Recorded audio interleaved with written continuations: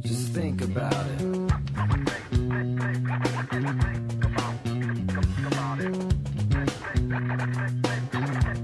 Just think about it. You'll get it.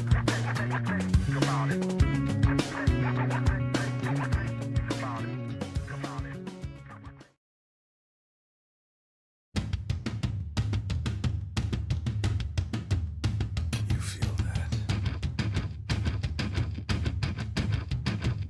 Oh, shit.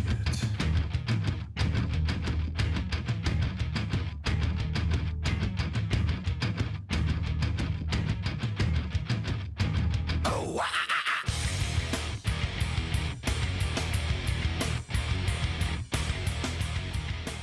Read a stunning article by Catherine Scholes in The New Yorker this week. And frankly, if I lived right now in the Pacific Northwest, I'd be considering moving. Seriously. The gist of it is this. The federal government estimates 13,000 Americans will die in a major earthquake and tsunami in the Pacific Northwest. It's not a question of whether, but when. This earthquake is coming, and it's overdue. Consider that the magnitude 9.0 earthquake in Japan just a few years ago, remember that, killed more than 15,000 people in the north of Japan and injured thousands of others. Seismologists say that the quake that will strike on our Pacific Northwest coastline should be even stronger, at up to a 9.2. They call such a quake a margin rupture quake, and it's every bit as bad as it sounds. Here's the reason for it. Our entire continent sits on the North American tectonic shelf, right? Plate, I should say. Off the coast of the Pacific Northwest, from the top of Washington State all the way down to Northern California. This is it. And another plate called the Juan de Fuca is trying to slide up under North America, but it's stuck. We have an illustration over here in the big wall. Let me show you what this is. This is our continent here. This is the Cascadia Mountains. This is the Cascadia, what do they call it? The Cascadia what? Bridge. The Cascadia Bridge. I was actually asking him, but thank you. The North American plate here and the Juan de Fuca plate here. This one's sliding up under, and eventually this is going to go down, send a huge wall of water up. That wall will go all the way over to Japan, and the other will come onto our shore within 15 minutes. And when it slips, it will unleash not only a colossal earthquake, but also that tsunami, 700 miles long, and in some places up to a 100-foot high wall of water and whatever it's pushing, like houses and dump trucks and schools. Thousands and thousands will not escape. The New Yorker quotes a FEMA official who says, and I quote, "Our operating assumption is that everything west of Interstate 5 will be toast." Everything west of Interstate 5 is gone. That's Seattle, Tacoma, Portland and Olympia, Salem and Eugene, wiped out. Altogether about 7 million people. That's not including tourists. So think of summertime. The New Yorker reports that FEMA calculations indicate the disaster will damage or destroy about 1 million buildings, including 3,000 schools and 1/3 of all fire stations. And perhaps the worst part of all of this, these sorts of earthquakes happen at regular intervals in exactly this part of the world, have forever. On average, according to seismologists, about every 240 years. So when was the last one of these massive 9.2 or so earthquakes? Well, the last one was more than 300 years ago, the year 1700. It struck in the Pacific Northwest and sent a 600-foot wave of water all the way to Japan. So right now, on average, the Pacific Northwest is decades overdue for the really, really big one. Michio Kaku is a physicist and professor at City College of New York. This article is stunning. Is it overstated in any way? No, the Cascadia Fault is an earthquake waiting to happen. We know it's going to happen with an energy 30 times the maximum energy of the San Andreas Fault. So Hollywood has us brainwashed into thinking the big one is going to be in California. No, the Cascadia Fault would pack energy 30 times the energy that the San Andreas Fault can muster. The article speaks of a liquefaction of the earth, that part of the earth will turn to liquid. That's right. We're talking about major energy surges inside the ground that'll cause it to liquefy. We've seen that in Japan. We saw that at Fukushima, and it's almost like quicksand. One day you're walking on solid ground, the next you're falling right into a quicksand. This earthquake would last 4 minutes or more, the rattling and the shaking, and then within 15 minutes they estimate this wall of water. In the entire inundation zone, you could have water up to 100 feet high. That's right. And in the inundation zone, we have 70,000 people that have almost no clue as to what could happen. You know, in Japan, you have to live with earthquakes every day. Children go through tests and drills. People are conscious of this. But in the Pacific Northwest, it barely rates on the radar screen. There's something that happens before the shaking that we can sense, sensors can pick up. That's an early warning system that they have all over Japan, especially in the north and in the Tokyo area. They've been trying to get it pushed through, look for money for it in the Seattle-Tacoma area, nothing. That's right. Before the earthquake actually hits, there's a compression wave that is detected by animals, for example. Animals start to act very strange, and we've seen that happen before earthquakes. And then a minute, 2 minutes later, boom, you head for the hills because there's nothing left to do except to go to high ground. You mentioned what this sort of event has caused in history. That's right. In the year 1700, there was a massive earthquake and tsunami which surged over Japan. And then running the videotape backwards, you can actually see that in 1700, it originated with a Cascadia fault. And then we physicists can calculate the energy, the magnitude, the dynamics once we got these two events linked together. And that was only done in the last decade or so. And you mentioned Mount Everest. That's right. Mount Everest is also created by the collision of two faults, just like what we have here. The one fault going under, the other fault going over, and that created the Himalayan mountains. That created Mount Everest. That's the power packed by the subduction zone earthquake. Okay. Averages of when things are going to happen are really not very reliable. I think they used by example, the difference between 4 and 6 is 2. I forget exactly how they did it. We can't be sure exactly when this is going to happen, but we're positive it's going to happen. If you lived in the Pacific Northwest, you had little kids, would you live there? I'd think twice. I would have to drill them just like what they do in Japan, be part of their life in terms of having an emergency kit, where to go in case of an emergency, what to do, what frequencies to go to, and so on and so forth. And by the way, we know that this is going to happen because by simply drilling into the seafloor, we can see evidence of ancient tsunamis going back 10,000 years. And we've There have known been that how many over that period? 41, which means that the time between the cycles is about 240 years. Wow. And it's been 315 years since the last big one. Now, of course, this is not rigorous, it's not absolute. But according to this figure, we could be overdue for another big one. Yeah, by many decades. It's nice to talk to you. Thank you. Really weird and scary. That's right. And, you know, within the lifetime of some of our viewers, they may see Seattle and Portland destroyed. It's a great article at the New Yorker. It's in this month's edition and spectacularly well written. And the facts that go along with it they're really sort of mind-numbing. See you soon. Thank you.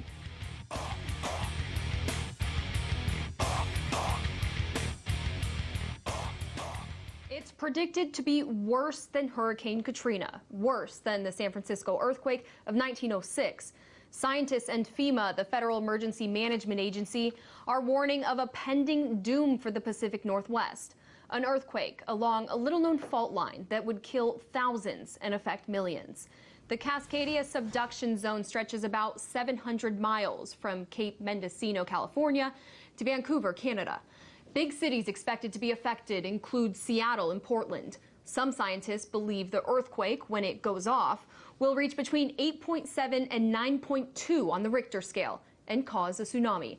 So will this new revelation become a reality? Is it only a matter of time? I was joined earlier by John Vidale, a seismologist at the University of Washington. I first asked him why we're just now hearing about this little-known fault line in the Northwest that appears to be so much worse than the San Andreas, the commonly known fault line in California. Well, we hear the most about the San Andreas because it has about 3/4 of the risk that we estimate for the West Coast. We've known about the Cascadia subduction zone for quite a while. It's a serious risk. A big earthquake in the Pacific Northwest could be the worst disaster the country has faced historically. But it only has a small chance each year, about 1 in 300 chance. We're hearing about it this week because some reports have somewhat overestimated the impact of the event. The event would be very serious, $100 billion of damage is one estimate, and kill perhaps thousands of people. But the reports we're hearing this week are wiping out the entire coast in large parts of the city of Seattle and Portland, killing tens of thousands of people. And these are bigger than the estimates most people think. So in a sense, this week we're worrying about some kind of overestimates of what the impact of this earthquake might be. So FEMA is holding an event next summer called Cascadia Rising to practice preparation for an incident along this fault line. So I want to pull up some of the estimations that you were just referring to. We got these directly from FEMA today. Estimations they're using to plan for a natural disaster in the Pacific Northwest. They project a disaster along this fault line could result in 13,000 people dying, 27,000 people being injured, 1 million people being displaced and needing shelter, and an additional 2.5 million people needing food and water. So these numbers, they really are staggering, but you're saying they're not quite realistic. Yeah, they're partly for the exercise, to make sure we take care of all the things we need to watch out for.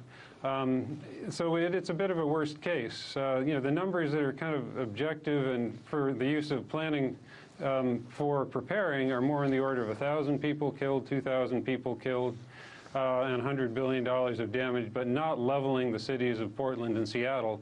And some of the reports have even more exaggerated the impact than the FEMA scenario that's for the exercise next year. That's right. Well, it's good to prepare. If something like this were to happen, what are the areas that would be affected? Well, the fault does run all the way from Northern California up into Canada, so it would affect a wide zone, and it would affect, you know, the cities of Seattle and Portland seriously, but it would only affect, you know, a few of the buildings, the older buildings, perhaps some of the bigger buildings, some of the bridges. It by no means would affect every structure in the city, and mostly people would notice that in all likelihood, you know, the power might go out, it might be hard to communicate, it might be hard to get around, but it would not reduce the streets to rubble like one saw in that San Andreas movie a few weeks ago, for example.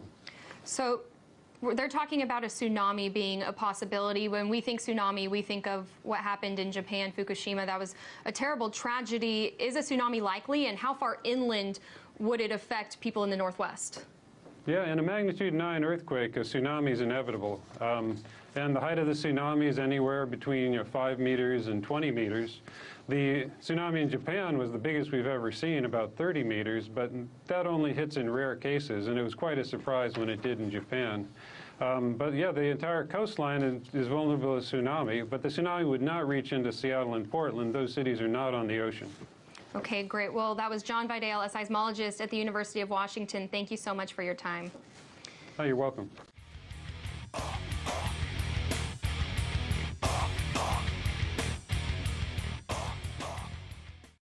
The most popular article on the New Yorker's website is rattling many Americans. The really big one examines a titanic earthquake and tsunami, but not where you might imagine. A fault line called the Cascadia subduction zone runs for 700 miles off the Pacific Northwest coast. Experts think it will trigger the worst national disaster in North American history, and it is overdue. CBS News science and futures contributor Michio Kaku is a physics professor at the City University of New York. Good morning. Morning. So it's overdue. When will it might come? Well, this is the mother of all earthquake faults. It can pack a wallop 30 times that of the San Andreas fault. So forget all the Hollywood hype about the San Andreas fault. We're talking about an earthquake, a 9.0, similar to what devastated northern Japan, which killed over 15,000 people and caused $250 billion in property damage. Understanding all that, when is it likely to happen? We think that in the next 50 years, there's a 1 in 3 chance that it will erupt. In other words, we are overdue in some sense. The last big one was 315 years ago. We think the cycle time is roughly 240 years. Do the math. We are overdue in this calculation with another big one. Now that you've sufficiently scared the poop out of people in Seattle and Oregon, what do you want people to do with this information? And I feel like we keep hearing this all the time. The big one's coming, it's coming, it's coming. What do we do? Well, first of all, we don't know exactly when it's going to happen, so don't panic. The thing to do is, first of all, be rational and get an emergency kit, a first aid kit with ample food, water, and perhaps a transistor radio. How is a first aid going to a kit going to help you when you're washed away by a tsunami? Because not everyone will be washed away. It means that there will be lots of survivors, and the survivors do have to have access to fresh water, to food, and also a transistor radio in case the internet is out, and also talk to your children about where the high ground is. Talk to your kids about what to do, how to reassemble, because after Fukushima, we had thousands of people that were just left homeless without provisions. So now remember, in Professor Kaku, Japan, they practice this. Here in this country, we don't. So Professor Kaku, this wave could come in at 500 miles per hour. So the people of the Seattle will have a 10-minute warning. There are 70,000 people that live in this inundation zone that could be affected. How does 70,000 people evacuate in 10 minutes? You can't. However, you can take the first steps to save as many thousands of people as you can. And again, in Japan, they practice this. Children know exactly what to do, and there's an early warning system that we don't have in Seattle that we do have in Japan. There are building codes that are not being enforced. Realize that many buildings are just going to be toppled when this gigantic earthquake at 9.0 and the tsunami hits the Seattle, Tacoma, and Portland area. I mean, I just thought this was stunning. The guy who's in charge of FEMA for that whole area said that their operating assumption is that everything west of Interstate 5 will be toast. That's really scary. That's right. Remember, it's not a question of if, it's a question of when. According to the laws of physics, it will happen. Yeah. Thank you. In the We still don't lifetime of really many of know our the viewers. when yet. We still don't really know the when. But you're just saying, start thinking about it. That's right. Be prepared now. Got it.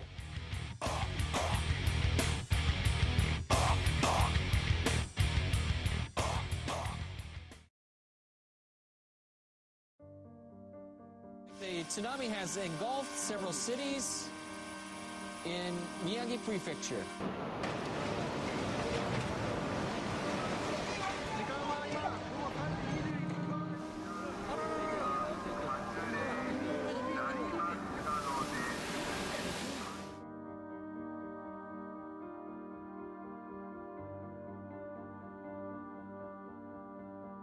What happened in Japan is a good analogy of what has happened here in the past and can happen again.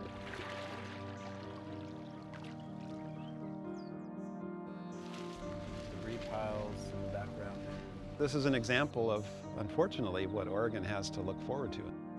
This is not a fantastical theory of the future. This is going to happen soon.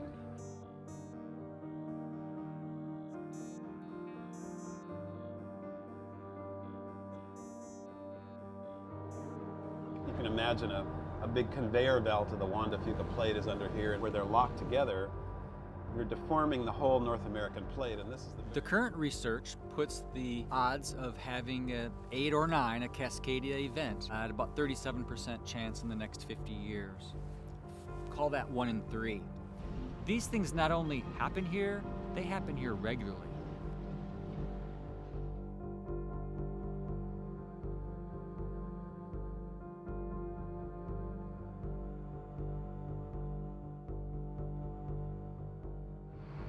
The risk here is extreme. This is about the worst soil in Portland we could have built on. 90-some% of our fuel comes right through this area. Achilles heel infrastructure, without question.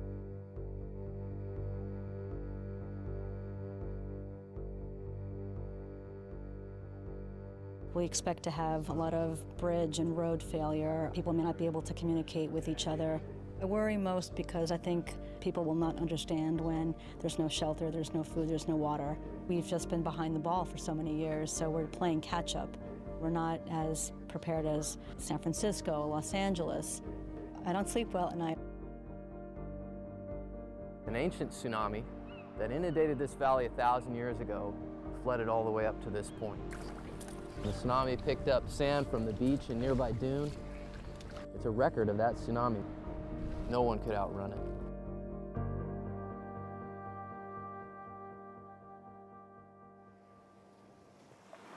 When the earthquake happens, the big magnitude 9, and the wave shows up in about 20 minutes, you've got thousands of people all along this waterfront here that would have to realize that they're at risk and would have to start moving. I guess if I were to have to give Oregon a grade in our preparedness, if this were to happen tomorrow, I think we would probably be below sea. We're doing a post-earthquake drill. We get dispatched to go out to do a rapid evaluation of all the bridge structures within the city. Collapsed.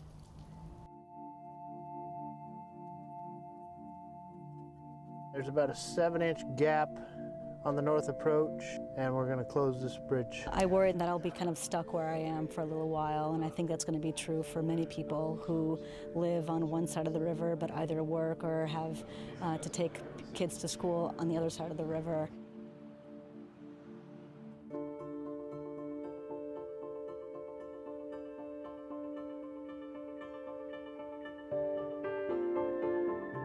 The early part was about the geology and about the maps. And now people understand that, and they're asking the question, I'm not a geologist, I'm just a regular person. What do I have to know for my life? People need to understand that they will be on their own for more than just 3 days, in some cases up to 2 weeks, if not longer. Yes, there's a danger, there is a bit of fear, but that fear can be transmuted into preparedness.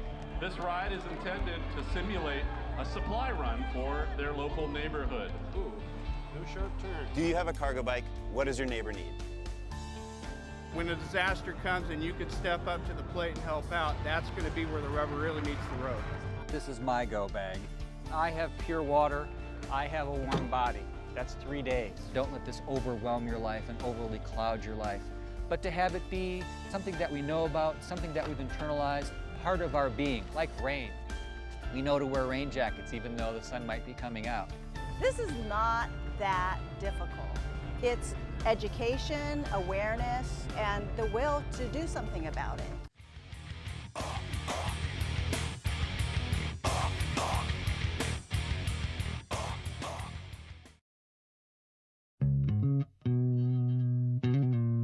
Just think about it.